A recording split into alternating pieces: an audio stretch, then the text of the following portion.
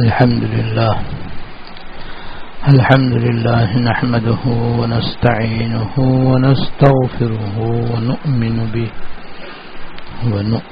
به ونتوكل عليه ونعوذ بالله من شرور أنفسنا ومن سيئات أعمالنا من يهده الله فلا مضل له ومن يضلله فلا هادي له وأشهد أن لا إله إلا الله وحده لا شريك له وأشهد أن سيدنا ونبينا ومولانا محمدا عبده ورسوله صلى الله تعالى عليه وعلى آله وأصحابه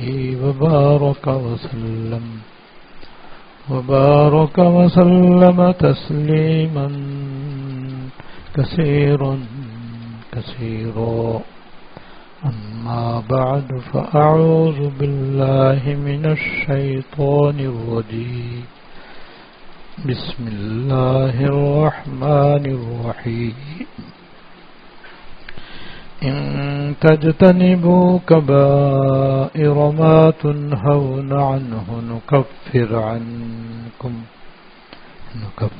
عنكم سيئاتكم وندخلكم مدخلا كريما وقال تعالى وذروا ظاهر الإثم وباطنه إن الذين يكسبون الإثم سيجزون بما كانوا يقترفون صدق الله العظيم. میرے قابل احترام بزرگوں،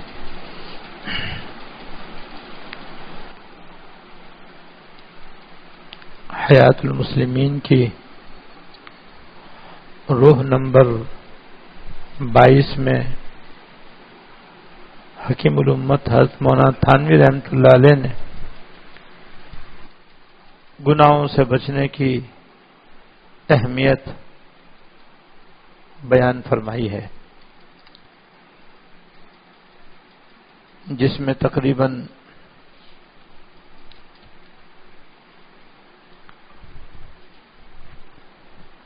28 احادیث ذکر فرمائی ہیں، جن سے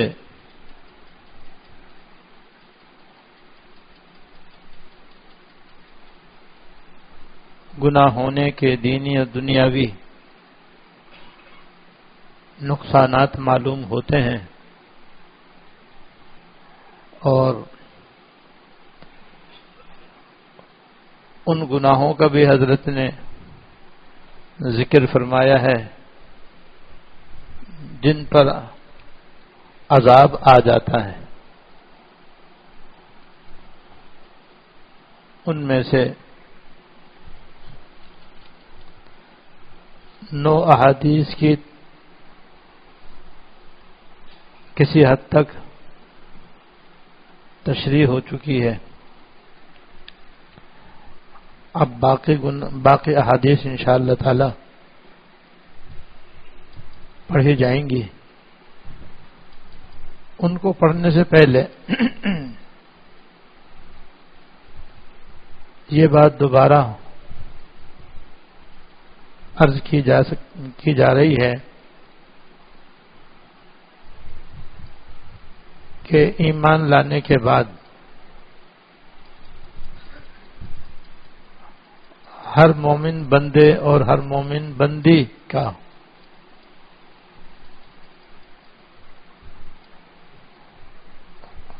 بنیادی کام یہ ہے کہ وہ اپنے ظاہر اور باطن دونوں کے اعتبار سے اللہ جل شانہ کا تابعدار رہے اور فرما بردار رہے، اور زندگی کے ہر موڑ پر فرما بردار رہے، اور اللہ تعالیٰ کا حکم بجا لائے. دکان پر ہو تب بھی، ملازم ہو تب بھی، گھر میں ہو تب بھی، دوستوں میں ہو تب بھی، تفریح گاہ میں ہو تب بھی، تقریب میں ہو تب بھی، خوشی میں ہو تب بھی، غمی ہو تب بھی، ہر جگہ وہ اللہ تعالیٰ کے احکام کا پابند رہنا چاہیے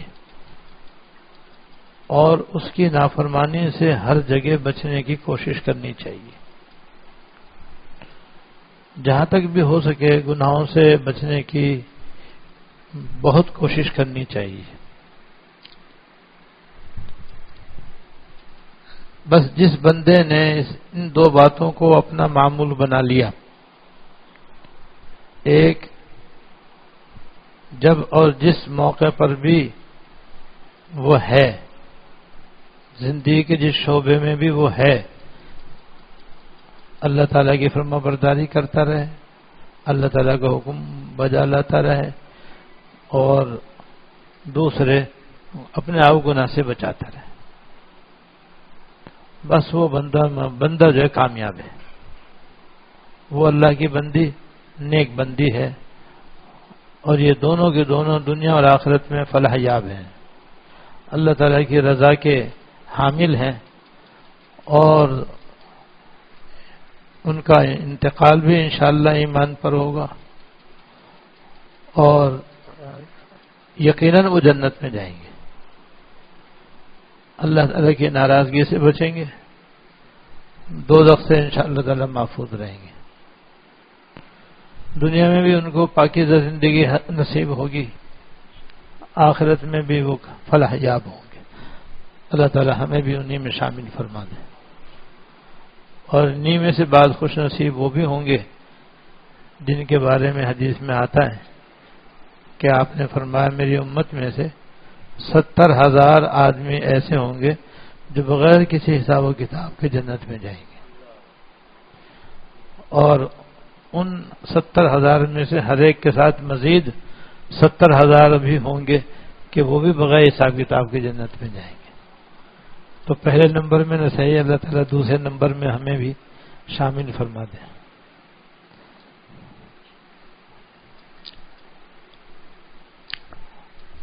اب جب اور جس جگہ اور جہاں اللہ تعالیٰ کا کوئی حکم آئے اور آدمی اس پر عمل نہ کرے، یا زندگی کے جس موڑ پر اور جب اور جہاں اور جس جگہ جب کبھی خلوت میں یا جلوت میں گناہ کا موقع آئے اور آدمی گناہ کر بیٹھے، تو بس یہ آدمی گنہگار ہے اور یہ نافرمان ہے. اور اسی کے لیے احادیث کے اندر بڑی بڑی وعیدیں اور وبال کا ذکر ہے، اور یہی ہماری سب کی سب سے بڑی کمی اور کوتاہی ہے. اور جب تک یہ دور نہیں ہوگی نہ ہماری اصلاح ہوگی، نہ ہمارا ظاہر و باطن درست ہوگا، نہ صحیح معنی میں اللہ تعالیٰ کا تعلق نصیب ہوگا، نہ دنیا میں پاکیزہ زندگی ملے گی بلکہ پریشانی کی زندگی ہوگی، بے چینی کی زندگی ہوگی، بے قراری کی اور بے سکونی کی زندگی ہوگی.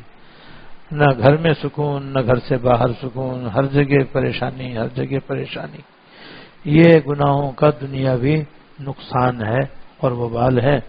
اور جب یہاں یہ وبال و نقصان ہے تو آخرت میں تو گناہوں کا اصل وبال اور نقصان سامنے آ سکتا ہے، وہ اس سے کہیں زیادہ سخت ہے. تو دنیا میں بھی مصیبت اور پریشانی میں زندگی گزرے گی اور آخرت میں بھی اللہ بچائے. اور پھر گناہ سے بچنے میں بس سوائے تھوڑی سی کوشش کے کوئی آدمی کو نہ پیسے خرچ کرنے پڑتے ہیں، نہ مال خرچ کرنا پڑتا ہے، نہ کوئی بڑا وقت خرچ کرنا پڑتا ہے، بس ذرا سے ہمت کرنی پڑتی ہے. اور فائدہ اتنا زیادہ، یعنی کسی نیکی کرنے کے لیے تو بعض دفعہ مال خرچ کرنا پڑتا ہے، جیسے زکوٰۃ ہے، حج ہے، قربانی ہے، صدقہ ہے، پیسے خرچ کرنے پڑتے ہیں۔ بعض میں وقت بھی خرچ کرنا پڑتا ہے، طاقت تو خرچ کرنی ہی پڑتی ہے، جب جا کر کوئی نیکی انجام پاتی ہے۔ لیکن گناہ تو بچنے کا نام ہے، گناہ اللہ تعالی سے نافرمانی سے بچنے کا نام ہے، اس میں کچھ بھی خرچ نہیں ہوتا، خرچ کچھ بھی نہ ہو اور اتنا بڑا فائدہ کہ دنیا میں بھی عافیت اور عزت، آخرت میں بھی کامیابی ہی کامیابی اور رحمت ہی رحمت، اور دنیا میں بھی سکون ہی سکون، آخرت میں بھی مغفرت و بخشش، اتنے بڑے بڑے فائدے۔ ایسی صورت میں تو ہم میں سے ہر ایک کو اس بات کے لیے تیار ہو جانا چاہیے کہ انشاءاللہ تعالی اب کوئی گناہ نہیں کریں گے۔ حدیث نمبر 10، جس کا عنوان ہے گناہ کی وجہ سے ظالم بادشاہ کا مسلط ہونا، گناہ کی وجہ سے ظالم بادشاہ کا مسلط ہونا، یعنی گناہوں کی وجہ سے جو حاکم ہوتے ہیں اور بادشاہ ہوتے ہیں وہ بھی ظلم و ستم پر اتر آتے ہیں، ان کا ظالم ہونا اور رعایا پر ظلم و ستم ڈھانا دراصل رعایا کے گناہوں کی وجہ سے ہوتا ہے۔ چنانچہ حضرت ابو الدرداء رضی اللہ تعالی عنہ سے روایت ہے کہ رسول اللہ صلی اللہ علیہ وسلم نے فرمایا، اللہ وحدہ لا شریک فرماتے ہیں کہ میں بادشاہوں کا مالک ہوں، بادشاہوں کے دل میرے قبضے میں ہیں، جو بندے میری اطاعت کرتے ہیں تو میں ان بادشاہوں کے دلوں کو شفقت و رحمت کے ساتھ بندوں کی طرف پھیر دیتا ہوں، اور بندے جب میری نافرمانی کرتے ہیں تو میں ان بادشاہوں کے دلوں کو غصے اور سزا کی طرف پھیر دیتا ہوں، پھر وہ اپنی رعایا کو سخت عذاب اور تکلیف دیتے ہیں۔ فائدہ مطلب یہ ہے کہ گناہوں کے دنیاوی سزاؤں میں سے، گناہوں کی دنیاوی سزاؤں میں سے ایک سزا ظالم حاکموں کا مسلط ہونا بھی ہے، یہ انسانوں کی بدعمالیوں کی سزا ہے۔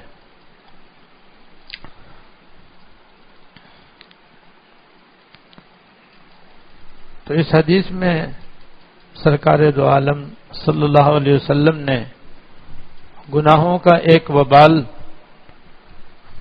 ذکر فرمایا ہے، اور وہ یہ ہے کہ اگر کسی ملک کے مسلمان اللہ تعالیٰ کے فرما بردار ہوں، تابع دار ہوں، گناہوں سے بچنے والے ہوں، نیک کام کرنے والے ہوں، تو اللہ تعالیٰ ان کے حاکموں کے دل بھی نرم کر دیتے ہیں۔ اب اس حاکم میں بادشاہ سے لے کر کے گورنر تک سب آ گئے، سب بادشاہوں میں داخل ہیں یہ، تو ان سب کے دل اللہ تعالیٰ اپنے فضل سے نرم کر دیتے ہیں، اور وہ رعایا کے اوپر شفیق اور مہربان بن جاتے ہیں، ان کی حفاظت کرتے ہیں، ان کے حقوق ادا کرتے ہیں، ان کی تکالیف کا ازالہ کرتے ہیں، امن و امان قائم کرتے ہیں، عزت آبرو کی حفاظت کرتے ہیں، گھر بار کے محافظ ہوتے ہیں، جو ایک نیک حکومت کے مقاصد ہیں وہ حاصل ہوتے ہیں، اور ان کی سلطنت میں رہنے والے لوگ آرام اور سکون اور چین سے رہتے ہیں۔ لیکن جب اس ملک کے رہنے والے اللہ تعالیٰ کی نافرمانی کرتے ہیں، فسق و فجور میں مبتلا رہتے ہیں، نمازیں نہیں پڑھتے، روزے نہیں رکھتے، زکوٰۃ نہیں دیتے، حج نہیں کرتے، اور دیگر گناہوں کے اندر مبتلا ہو جاتے ہیں، تو اللہ تعالیٰ ان کے حاکموں کے دل سخت کر دیتے ہیں، اور پھر وہ اپنے رعایا کے اوپر ظلم و ستم ڈھاتے ہیں، اور ان کے جو حقوق ہیں ان کو نہیں ادا کرتے، امن و امان قائم کرنے کی طرف توجہ نہیں دیتے. بدامنی، دہشت گردی، بے اطمینانی کا دورہ ہوتا ہے. لوگ بے سکونی کی زندگی گزارتے ہیں اور طرح طرح کے ٹیکس ان کے اوپر لاگو ہو جاتے ہیں اور ان کی زندگی بڑی تنگ ہو جاتی ہے. یہ حاکموں کا ظلم ہے، یہ زیادتی ہے، جس کی وجہ سے رعایا جو ہے وہ بڑی پریشان رہتی ہے، بے سکونی کا شکار ہو جاتی ہے. یہ دراصل ان لوگوں کے اپنے گناہوں کی وجہ سے ایسا ہوتا ہے. اب یہ حدیث بالکل آج ہمارے حالات کے عین مطابق ہے. آج ہم چاہے کسی بھی مسلمان ملک کے رہنے والے ہوں، ہم دوسرے ملکوں تو کیا اپنے ملک کو دیکھ لیں کہ یہاں پر کتنے سو ظالمانہ ٹیکس ہیں، کتنے بے شمار ٹیکس لگے ہوئے ہیں. جن ٹیکسوں نے رعایا کی جان نکالی ہوئی، جس کے ادا کرنے کے لیے ان کی جان بھی پریشان ہے، مال بھی اس کے اندر بے دریغ جا رہا ہے. رات دن کی محنت رعایا کرے اور حکومت بذریعہ ٹیکس اس کو وصول کرے. تو ایک ٹیکس ہی کا سلسلہ اتنا ہے اور ایسا اذیتناک اور تکلیف دہ معاملہ ہے کہ یہی تکلیف کم نہیں ہے. اس کے علاوہ جو کچھ ہمارے ملک میں بے سکونی، بے قراری، روڈوں کا حال، گلیوں کا حال، بجلی کا حال، پانی کا حال، گیس کا حال کس قدر ابتر ہے. کسی سرکاری محکمے میں اگر خدا نخواستہ کسی کو جانا پڑ جائے تو کیسے قدم قدم پر پریشانی اور تکلیف کہ آرام اور راحت کا کوئی انتظام نہیں، تکلیف ہی تکلیف.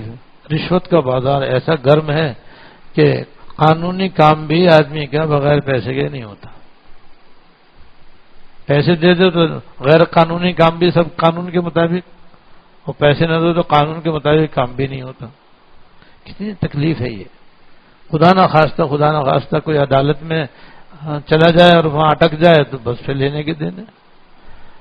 دادا نے مقدمہ کیا، پوتا بھی اس میں کامیاب ہو جائے تو غنیمت ہے، ورنہ پشت در پشت مقدمہ چلتا رہتا ہے اور آدمی حاضری بھگتاتا رہتا ہے اور کس قدر مال بھی اس کا ضائع ہوتا ہے اور وقت بھی ضائع ہوتا ہے. ذہنی پریشانی الگ ہے. تو اس قدر حکومت کے سطح پر رعایا کے اندر اس قدر تکالیف ہیں کہ بیان سے باہر ہیں. لوٹ کھسوٹ اور کرپشن اپنے انتہا کو پہنچا ہوا ہے. جو آتا ہے وہ خزانہ خالی کر کے چلا جاتا ہے، جو آتا ہے خزانہ خالی کر کے چلا جاتا ہے، اور پھر جب جاتا ہے تو پھر دیکھو کیا انجام ہوتا ہے. یہ سب ظلم و ستم ہے جو رعایا کے اوپر ہو رہا ہے، اور حاکموں کی طرف سے کوئی پرواہ نظر نہیں آتی، کوئی فکر نظر نہیں آتی کہ ہم کیا کر رہے ہیں کیا نہیں کر رہے ہیں. حالانکہ جب وہ ان کا تقرر ہوتا ہے تو باقاعدہ حلف اٹھایا جاتا ہے، اور حلف اٹھا کر کے یہ اعتراف کیا جاتا ہے، اقرار کیا جاتا ہے کہ ہم ملک و ملت کے خاطر عوام اور مسلمانوں کی خیر خواہی میں خدمت کریں گے. وہ خدمت تو کیا ہو رہی ہے؟ لوٹ کھسوٹ ہو رہی ہے. تو یہ کیا ہے؟ یہ سب ہماری گناہوں کی سزا ہے کہ ہم حاکموں کو نہ دیکھیں، اپنے آپ کو تو دیکھیں کہ ہم کیا کر رہے ہیں. جو اپنے دامن میں دیکھیں گے اور اپنے گریبان میں جھانکیں گے پتہ چلے گا کہ ہم بھی بڑے نافرمان ہیں، سر سے پیر تک گناہوں میں ڈوبے ہوئے، سر سے پیر تک اللہ تعالیٰ کی نافرمانی میں ڈوبے ہوئے، اللہ ماشاء اللہ. تو بھائی اس حدیث میں آپ نے فرما دیا کہ گناہوں کی ایک سزا ظالم حاکموں کا مسلط ہونا بھی. دوسری حدیث میں یہ ہے کہ تم اپنے حاکموں کو برا مت کہو، اپنا جائزہ لو. تم دیکھو تم کیسے ہو. تم اچھے ہوگے تمہارے حاکم بھی اچھے ہوں گے، تم برے ہوگے تمہارے حاکم بھی برے ہوں گے. چنانچہ یہ مقولہ ہے اعمالکم اموالکم، تمہارے اعمال تمہارے حاکم ہیں. یہ جو حاکم تم پر مقرر ہیں، حکومت میں جو لوگ آئے ہوئے ہیں، یہ دراصل تمہارے اعمال کی ایک شکل ہے کہ یہ صدر ہے، یہ وزیر اعظم ہے، یہ وزیر اعلیٰ ہے، اور یہ گورنر ہے، اور یہ فلاں یہ فلاں یہ فلاں فلاں جو ہیں، یہ سب تمہارے اعمال کا ایک روپ ہے جو انہوں نے اختیار کر کے تم پر ان کو مقرر کیا گیا ہے۔ اب تم دیکھ لو، تمہارے اعمال ٹھیک ہیں تو وہ بھی صحیح ہوں گے، اور تمہارے اعمال خراب ہوں گے تو وہ بھی خراب ہوں گے۔ تو جب تمہارے اعمال کا وہ ایک روپ ہے تو بس تو اپنے اعمال ہی کو دیکھو، انہیں کیوں برا کہہ رہے ہو؟ تم برے تو وہ برے، تم اچھے تو وہ اچھے۔ جب تک مسلمان اکثر و بیشتر دین پہ چلنے والے تھے تو اس زمانے کے حاکم بھی بڑے عادل، منصف، خوف خدا رکھنے والے تھے۔ حضرت عمر بن عبدالعزیز رحمۃ اللہ علیہ 5ویں خلیفہ راشد کہلاتے ہیں۔ ان کے زمانے میں ایسے ہی عدل و انصاف تھا جیسے حضرت خلفائے راشدین کے زمانے میں تھا۔ وہ بھی ایسے ہی نیک اور دیندار تھے اور انہی کے نقشے قدم پر چلنے والے تھے۔ تو ان کے زمانے میں لکھا ہے کہ وہ ایسے عادل اور منصف تھے کہ اس عدل و انصاف کا اثر جنگل کے جانوروں میں بھی نظر آتا تھا، اور وہ یہ کہ ایک ہی گھاٹ پر شیر اور ہرن ساتھ پانی پیتے تھے، ورنہ تو شیر اور ہرن تو شکار منہ میں اگر ایک ساتھ کھڑے ہوں تو شیر ایک پنجہ مارے اور ہرن کو منہ میں دبا لے، لیکن ان کے عدل کی وجہ سے وہ شیر ہرن کو کچھ کہتا نہیں تھا۔ وہ بھی اپنا پانی پی رہی ہے، شیر بھی اپنے پانی پی رہا ہے، دونوں آرام سے آ رہے ہیں، آرام سے جا رہے ہیں، کوئی کسی پہ زیادتی نہیں کر رہا۔ تو ایک دن ایک شخص نے جنگل میں دیکھا کہ شیر نے ہرن کو شکار کر لیا اور اس کو مار لیا۔ دیکھتے اس نے کہہ دیا کہ حضرت عمر بن عبدالعزیز رحمۃ اللہ علیہ کا انتقال ہو گیا۔ کیسے تمہیں کیسے پتہ چلا؟ کہ میں نے دیکھا کہ نا شیر نے ہرن پہ زیادتی کر دی، تو معلوم ہوتا ہے کہ حضرت کا انتقال ہو گیا۔ تاخیر کی تو معلوم ہو اسی وقت انتقال ہوا تھا۔ اندازہ کرو، وہ لوگوں کے امیر المومنین ہیں اور وہ عدل و انصاف پر عمل کر رہے ہیں، تو جناب جنگل کے جانوروں تک میں بھی انصاف پایا جا رہا ہے، کوئی ظلم نہیں کر رہا کسی کے اوپر۔ تو زمانے کے لوگ بھی ایسے ہی تھے، تو اللہ تعالیٰ نے ان کو حاکم بھی ایسے عطا فرمائے۔ اب ہم جیسے ہمارے اعمال ہیں ایسے ہمارے حاکم، اس لیے ہمیں چاہیے کہ بجائے اس کے کہ ہم حکومت کو برا بھلا کہیں اور اس پر اعتراضات کریں، اپنے آپ کو سدھاریں، اپنی اصلاح پہ توجہ دیں، اپنے گناہوں کو دیکھیں۔ اگر ہم سے گناہ ہو رہے ہیں، اللہ تعالیٰ کی نافرمانی ہو رہی ہے اور یقیناً ہو رہی ہے اللہ ماشاء اللہ، تو بس پھر حکومت کو برا کہنے کے بجائے خود کو برا سمجھیں اور اپنی اصلاح کر لیں گے تو پھر حکومت بھی درست ہونا شروع ہو جائے گی۔ اور یہ اللہ پاک نے اس میں ایسی تاثیر رکھی ہے کہ یہ ایسی جیسے آگ اور برف، کہ آگ جلاتی ہے اور برف ٹھنڈا کرتی ہے۔ اب جس کے پاس برف ہوگی اتنی ٹھنڈک، اور جتنی آگ ہوگی اتنی گرمی۔ حضرت مولانا ابرار صاحب رحمۃ اللہ علیہ نے ایک بڑی پیاری مثال بتائی ہے کہ دیکھو، اگر کسی کمرے کے اندر اے سی چل رہا ہو، سب کھڑکیاں دروازے بند ہو، تو تھوڑی دیر میں وہ کمرہ برف ہو جائے گا، یعنی بالکل ٹھنڈا ہو جائے گا۔ جیسے کہ روزانہ ہم اپنی گاڑیوں کے اندر اس کا مشاہدہ کرتے ہیں کہ باہر گرمی پڑ رہی ہے، گاڑی کھڑکیاں بند کی اور اے سی اسٹارٹ کیا، تھوڑی دیر میں اندر ٹھنڈک ہی ٹھنڈک، چاہے باہر کتنی گرمی ہو رہی۔ یہ گھر کے اندر بھی ہم تجربہ کر لیتے ہیں۔ پھر فرمایا اگر ابھی تھوڑی دیر کے بعد دو بڑی بڑی انگیٹھیاں جس کے اندر پتھر کے کوئلے رکھ کر کے اور ان کو لال کر کے اور ان کی لپٹیں اوپر نکل رہی ہیں اور اسی کمرے کے اندر رکھ دی جائیں، ایک ادھر ایک ادھر، تب کیا ہوگا؟ تھوڑی دیر میں کولنگ ختم اور پورا کمرہ دھوئیں سے بھر جائے گا اور انگارہ بن جائے گا۔ بنے گا نہیں بنے گا؟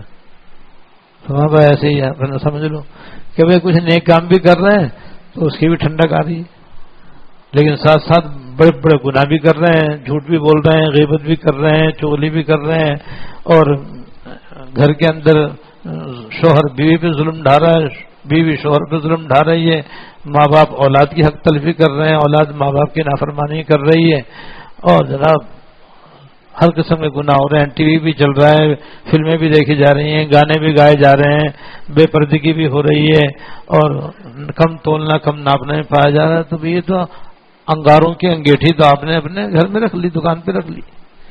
اب وہاں جو نیک اعمال کی ٹھنڈک تھی وہ ختم، گناہوں کی گرمی جو ہے وہ ایسا جیسے کہ انگیٹھی. اس لیے وہاں پہ کوئی ٹھنڈک نہیں ہے، اسی لیے ہمارے بعض نیک اعمال کا اثر ظاہر نہیں ہو رہا، دب گیا وہ اس گناہوں کی تپش سے اور آگ کی وجہ سے. ٹھنڈک ہونے کے لیے ایک تو انگیٹھیوں کا باہر ہونا ضروری ہے، دوسرے ساری کھڑکیاں دروازوں کا بند ہونا ضروری ہے، جب جا کر کے وہ کولنگ محفوظ رہے گی اور ٹھنڈک محسوس ہوگی. ایسے ہی سمجھ لو کہ اگر ہم نے نیک کام تو کیے لیکن اپنی آنکھوں کو گناہوں سے نہ روکا، کانوں کو گناہوں سے نہ روکا، دل کو گناہوں سے نہ روکا، ہاتھ پیروں کو گناہوں سے نہ روکا، تو سمجھا کھڑکیاں کھول دی آپ نے.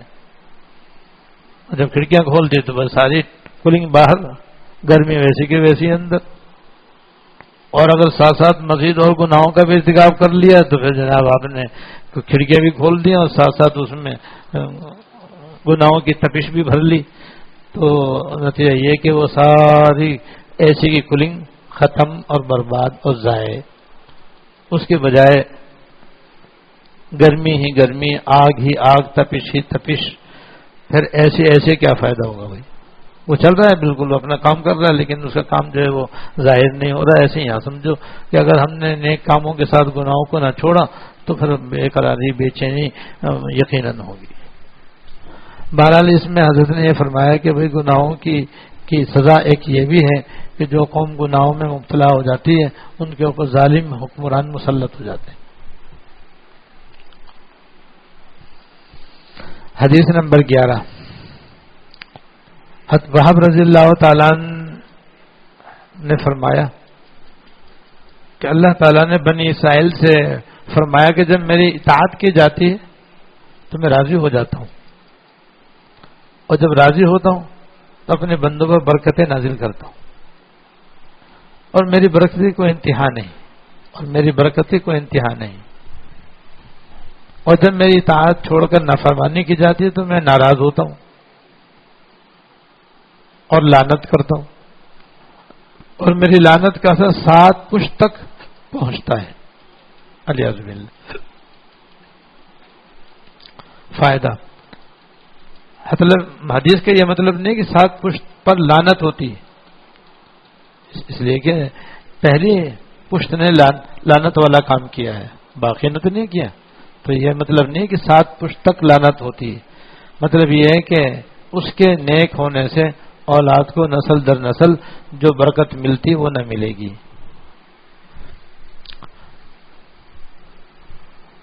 تو اس کے اندر بھی فرما برداری کا عظیم فائدہ اور نافرمانی کا زبردست نقصان بتایا ہے. یہی ایک بات اگر ہمارے دل میں اتر جائے تو انشاءاللہ تعالی ہماری اصلاح کے لیے کافی ہے.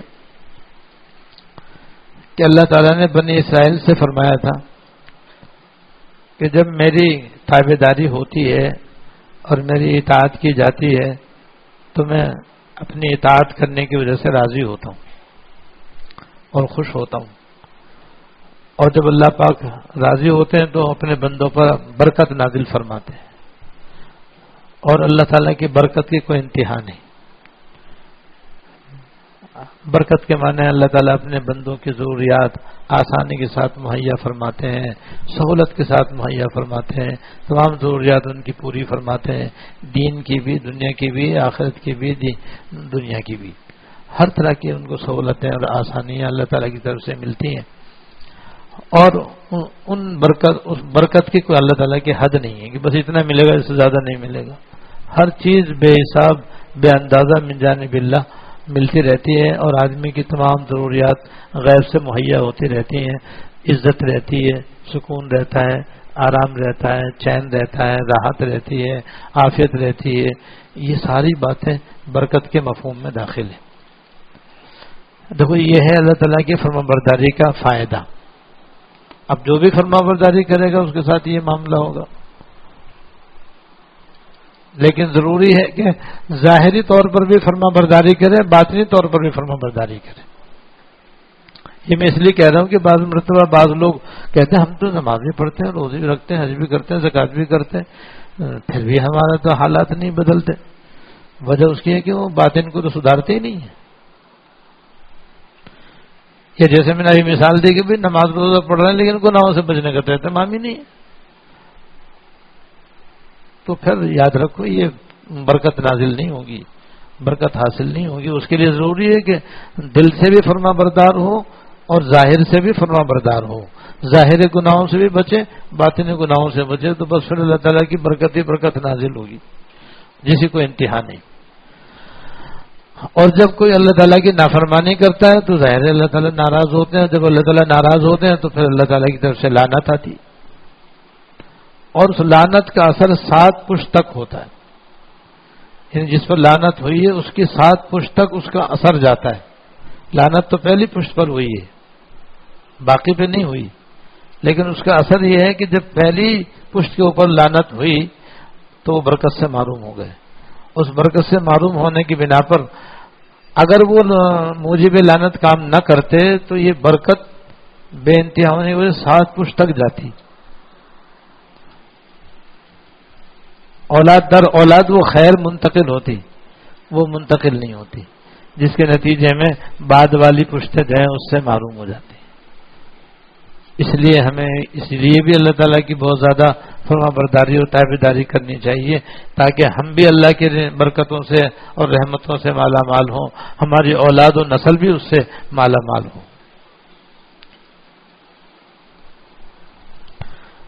گناہوں کی سزا، حدیث نمبر 12. حضرت وکیع رحمۃ اللہ علیہ سے روایت ہے کہ حضرت عائشہ رضی اللہ تعالی عنہا نے فرمایا جب بندہ اللہ تعالیٰ کے حکم کی نافرمانی کرتا ہے تو لوگوں میں جو اس کی تعریف کرنے والے ہوتے ہیں وہی اس کی برائی کرنے والے ہو جاتے ہیں.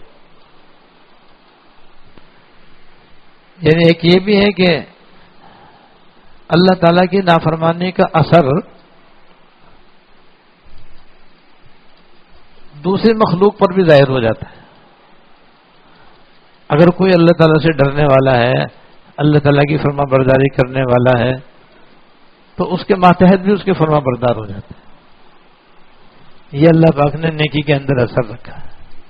جو جتنا اللہ تعالیٰ کو فرما بردار ہوگا اس کے ماتحت بھی اس کے فرما بردار ہوں گے.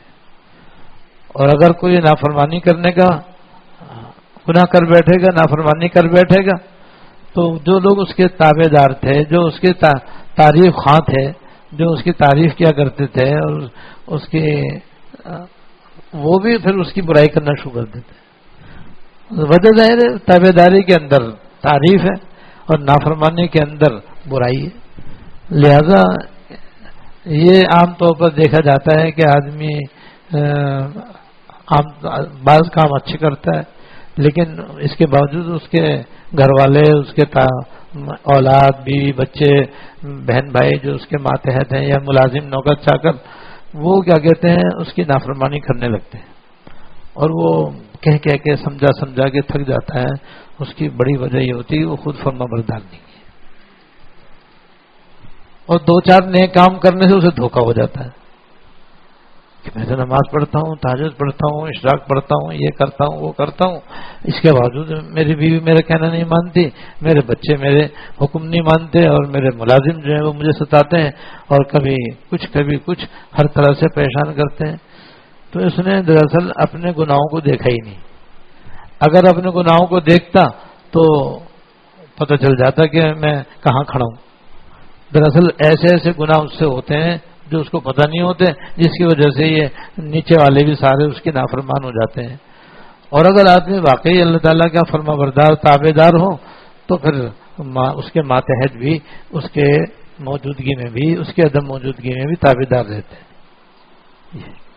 تو بس اپنا ہی معاملہ ہے سارا. گھوم پھر کے بات اپنے اوپر ہی آ رہی ہے ساری. لہذا ہم سب اپنا جائزہ لیں, دوسروں کو گلا شکوہ چھوڑیں, نہ حاکموں کو برا کہیں, نہ محلے والوں کو برا بھلا کہیں, نہ ملازموں کو روکے ٹوکیں, نہ اپنے بیوی بچوں کو کوسیں. بھائی اپنے آپ کو کوسیں بھائی, کیا ہم صحیح نہیں ہیں اس لیے ہمارے سارے متعلقین ہمارے خلاف ہیں. بس جس دن ہم اللہ تعالیٰ کے ہو جائیں گے یہ سارے بھی ہمارے انشاءاللہ تعالیٰ تابع دار ہو جائیں گے. سیدھی سیدھی بات یہ ہے. اللہ تعالیٰ توفیق عطا فرمائے. وآخر دعوانا الحمدللہ رب العالمین. اللهم لك الحمد لا نحصي ثناء عليك أنت كما أثنيت على نفسك. اللهم لك الحمد لا نحصي ثناء عليك أنت كما أثنيت على نفسك. اللهم صل على سيدنا مولانا محمد وعلى آل سيدنا ومولانا محمد وبارك وسلم. ربنا ظلمنا أنفسنا وإن لم تغفر لنا وترحمنا لنكونن من الخاسرين. ربنا ظلمنا أنفسنا وإن لم تغفر لنا وترحمنا لنكونن من الخاسرين. ربنا آتنا في الدنيا حسنة وفي الآخرة حسنة وقنا عذاب النار.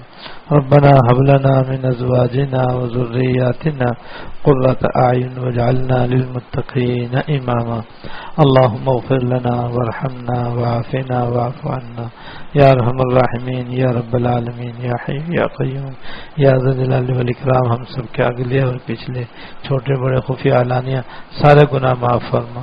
یا اللہ ہم سب کے اگلے پچھلے چھوٹے بڑے خفیہ علانیہ سارے گناہوں کو معاف فرما, اور آئندہ بھی ہمیں سب گناہوں سے بچنے کی توفیق عطا فرما. یا اللہ گناہوں کو گناہ سمجھنے کی توفیق عطا فرما, ہمیں اپنے گناہوں کو سمجھنے کی توفیق عطا فرما, اور گناہوں کو گناہ سمجھنے کے بعد چھوڑنے کی بھی توفیق عطا فرما. یا اللہ اپنے سارے گناہوں سے توبہ کی توفیق عطا فرما. یا اللہ گناہوں سے بچنے کی سچی توبہ کرنے کی توفیق عطا فرما, اور ہمیں اپنا سچا اور پکا فرما بردار بندہ بننے کی توفیق عطا فرما. یا اللہ ہمیں اپنے مکمل تابع دار بندوں میں شامل فرما. ہم کو ہماری اولاد و نسل کو اپنے فرما بردار بندوں میں شامل فرما. ہمارے ظاہر کی بھی اصلاح فرما, باطن کی بھی اصلاح فرما, اور ہم کو دنیا اور آخرت میں اپنی برکتوں سے مالا مال فرما, رحمتوں سے مالا مال فرما. یا اللہ ہم سب کو دنیا اور آخرت میں سرخرو فرما, کامل اور مکمل مغفرت فرما, ہر خیر عطا فرما, ہر شر سے پناہ عطا فرما. ربنا تقبل منا انك انت السميع العليم وتب علينا انك انت التواب الرحيم. صلى الله تعالى على النبي الكريم محمد وآله وصحبه اجمعين. آمين برحمتك يا ارحم الراحمين.